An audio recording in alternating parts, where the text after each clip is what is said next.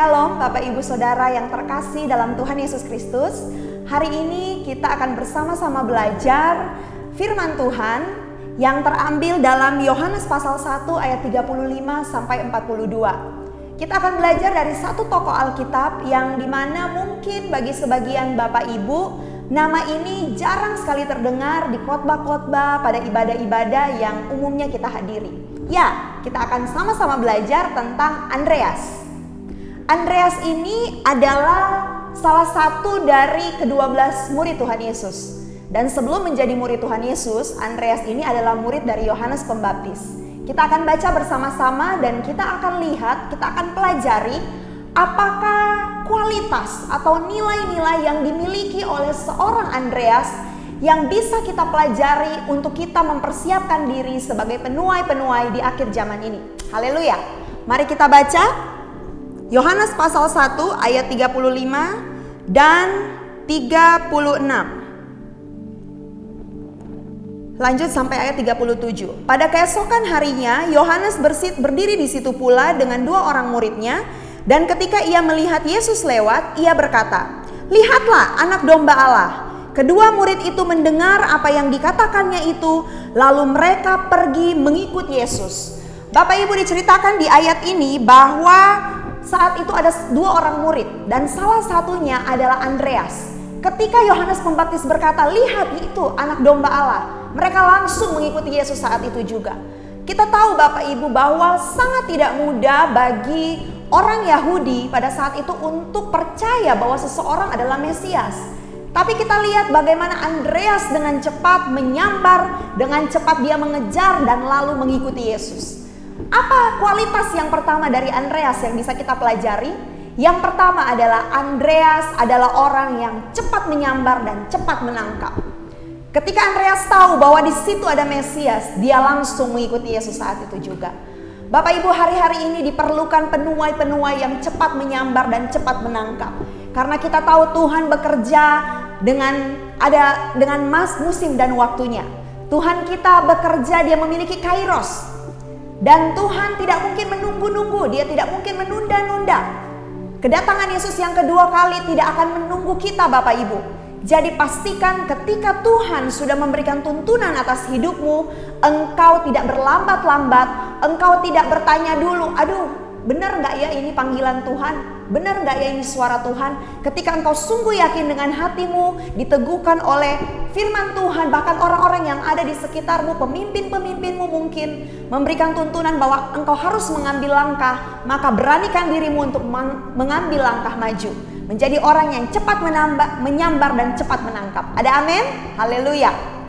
Dan yang kedua, kualitas apa yang dimiliki oleh seorang Andreas?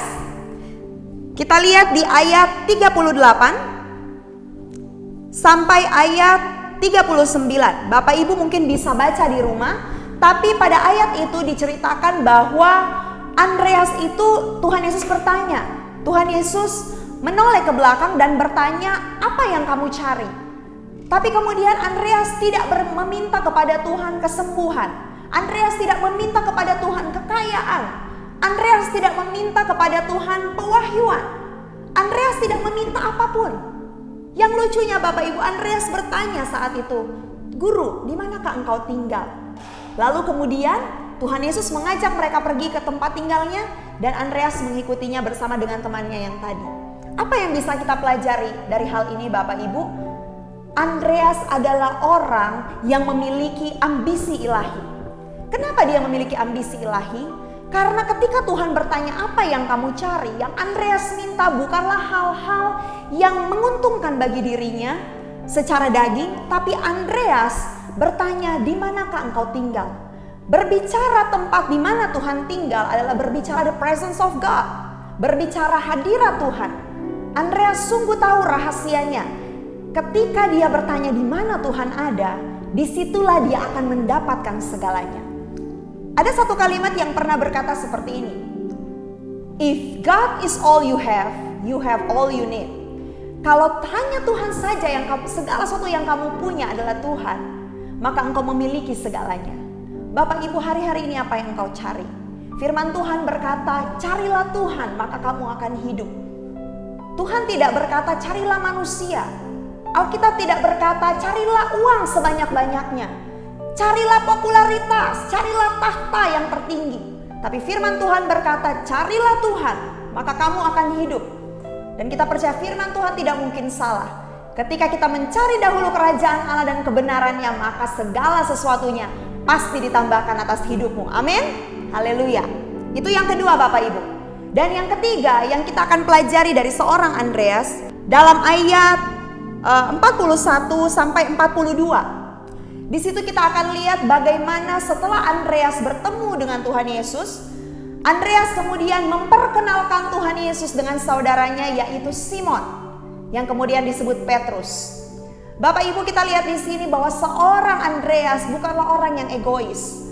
Bukan orang yang ketika sudah terima berkat, ketika sudah terima keselamatan, dia hanya mementingkan keselamatannya sendiri.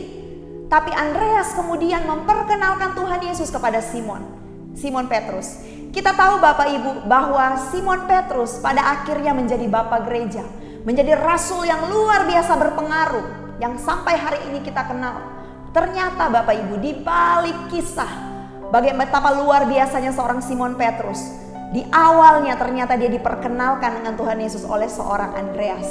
Maka kita lihat di sini bahwa Andreas adalah seorang yang tidak egois, tapi melalui Andreas yang bersedia untuk Tuhan pakai, Andreas membawa orang untuk datang kepada Tuhan Yesus. Saya berdoa, Bapak Ibu kita semua di akhir zaman ini menjadi orang-orang yang dipakai Tuhan untuk membawa sebanyak mungkin orang datang kepada Tuhan Yesus, sehingga destiny ilahi dari orang-orang itu dapat tergenapi. Amin.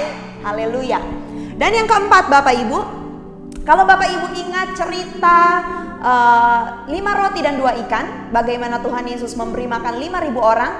Kalau Bapak Ibu ingat, di situ diceritakan ada seseorang yang menemukan anak kecil yang membawa 5 roti dan 2 ikan. Dan orang yang menemukan anak kecil itu adalah Andreas. Ya, Andreas lah yang menemukan anak itu. Lalu apa yang kita pelajari dari hal ini? Andreas adalah orang yang bisa melihat benih. Amin Bapak Ibu. Dibutuhkan di akhir zaman ini anak-anak Tuhan, penuai-penuai yang peka melihat benih-benih yang ada di sekelilingmu. Pada saat itu Andreas mungkin belum memiliki iman sampai pada level pelipat gandaan. Tapi Andreas tahu persis siapa di situ yang bisa diandalkan, sehingga benih ini bisa maksimal dipergunakan, sehingga benih ini bisa menjadi berkat bagi sebanyak mungkin orang. Dan karena itulah Bapak Ibu, biarlah setiap kita mau belajar untuk peka melihat benih-benih yang ada di sekeliling kita, dan kita bawa kepada Tuhan Yesus. Dan biarlah Tuhan Yesus yang akan bekerja dengan caranya yang luar biasa untuk membuat benih-benih itu menjadi berlipat kali ganda, bahkan bisa memberkati sebanyak mungkin orang. Haleluya. Dan Bapak Ibu, kita akan lihat poin berikutnya Bapak Ibu. Kalau kita lihat di Yohanes pasal 12, Yohanes pasal 12 ayat 20 sampai 22. Kita tidak akan baca, tapi Bapak Ibu boleh baca di rumah. Di situ diceritakan bagaimana ada orang Yunani yang ingin sekali bertemu dengan Tuhan Yesus. Dan lagi-lagi orang Yunani ini dipertemukan dengan Tuhan Yesus melalui Andreas. Luar biasa seorang Andreas ini Bapak Ibu. Kenapa? Karena Andreas ini adalah konektor. Andreas ini adalah orang yang bisa menghubungkan orang-orang untuk bisa bertemu dengan Tuhan Yesus. Bangsa Yunani adalah bangsa di luar Yahudi, tapi Andreas membawa orang itu untuk bertemu dengan Tuhan Yesus. Hari-hari ini biarlah setiap kita dipakai oleh Tuhan menjadi penghubung-penghubung atau the connector yang menghubungkan antara orang-orang, bahkan bangsa-bangsa yang belum mengenal Tuhan Yesus, untuk bisa berjumpa secara pribadi dengan Tuhan Yesus. Saya berdoa Bapak Ibu yang menyaksikan program ini, engkau terbuka hatimu dan engkau siap untuk dipakai Tuhan menjadi konektor-konektor, menjadi penghubung-penghubung yang menghubungkan sebanyak mungkin jiwa, bahkan bangsa-bangsa, untuk mengenal dan percaya, bahkan menerima Yesus sebagai Tuhan dan Juru Selamat. Dan Bapak Ibu, apa yang kita pelajari dari Andreas ini Bapak Ibu, bagaimana Andreas itu bahkan dalam pelayanannya dia begitu berpengaruh sampai ke negara-negara yang lain. Kalau kita berbicara tentang Andreas, maka itu tidak bisa dilepaskan dari 2 negara, yaitu Skotlandia dan Rusia, karena pelayanan Andreas sangat berpengaruh kepada kedua negara ini. Kita tahu Bapak Ibu bahwa Andreas pada akhir hidupnya disalib pada salib yang berbentuk X. Dan karena pelayanan yang begitu berpengaruh di negara Skotlandia, sampai-sampai negara ini menggunakan lambang kerasulan yaitu berbentuk huruf X pada bendera nasionalnya. Apa yang bisa kita lihat dari hal ini Bapak Ibu? Bagaimana seorang murid Tuhan yang begitu mempengaruhi dunia, yang begitu mempengaruhi bangsa-bangsa. Kita berdoa bahwa di akhir zaman ini Tuhan memunculkan anak-anak Tuhan yang bisa berpengaruh bukan hanya di gereja, tapi engkau mulai keluar dari tembok gerejamu, engkau mulai berpengaruh di lingkunganmu, engkau mulai berpengaruh di keluargamu, engkau mulai berpengaruh di pemerintahan, engkau mulai berpengaruh di bisnis, engkau mulai berpengaruh bahkan sampai ke bangsa-bangsa, menyampaikan suara Tuhan, menyampaikan Injil, menyampaikan keselamatan yang daripada Tuhan, agar setiap bangsa boleh mengenal dan percaya Tuhan Yesus sebagai Tuhan dan Juru Selamat. Haleluya. Dan Bapak Ibu kita lihat berikutnya, Andreas itu juga memiliki pengaruh terhadap bangsa Rusia. Andreas itu memiliki pengaruh terhadap bangsa Rusia. Karena Injil bisa masuk ke Rusia itu melalui seorang Andreas. Karena itu Bapak Ibu mari kita sama-sama berdoa. Biar Skotlandia dan Rusia, bahkan bukan hanya kedua bangsa ini, tapi seluruh bangsa mengalami revival. Dan Tuhan membangkitkan penuai-penuai di akhir zaman ini. Orang-orang yang mau cepat menyambar, orang-orang yang mau cepat menangkap, orang-orang yang tidak berleha-leha, yang tidak membuang-buang waktu, orang-orang yang tidak berkata, Tuhan sebentar lagi, kayaknya ini bukan suara Tuhan, kayaknya ini bukan langkah yang tepat. Tapi orang-orang yang berani mengambil langkah untuk maju ke depan, menuntaskan destinimu. Juga orang yang tidak egois, yang hanya memikirkan dirinya sendiri, tapi yang rindu melihat sebanyak mungkin orang datang kepada Tuhan Yesus. Melihat benih-benih yang ada di sekelilingmu untuk engkau bawa kepada Tuhan Yesus, dan Tuhan Yesuslah yang akan melipat gandakan benih itu, bahkan membuat benih itu menjadi maksimal, sehingga benih itu bisa menjadi berkat bagi sebanyak mungkin orang. Dan juga Bapak Ibu saya berdoa, biarlah di akhir zaman ini Tuhan menemukan Andreas akhir zaman yang menjadi penghubung, yang menghubungkan orang-orang dengan Tuhan Yesus, bahkan bangsa-bangsa, supaya setiap lutut akan bertelut dan setiap lidah akan mengaku bahwa Yesus Kristus adalah Tuhan, dan itu melalui Bapak Ibu Saudara dan saya.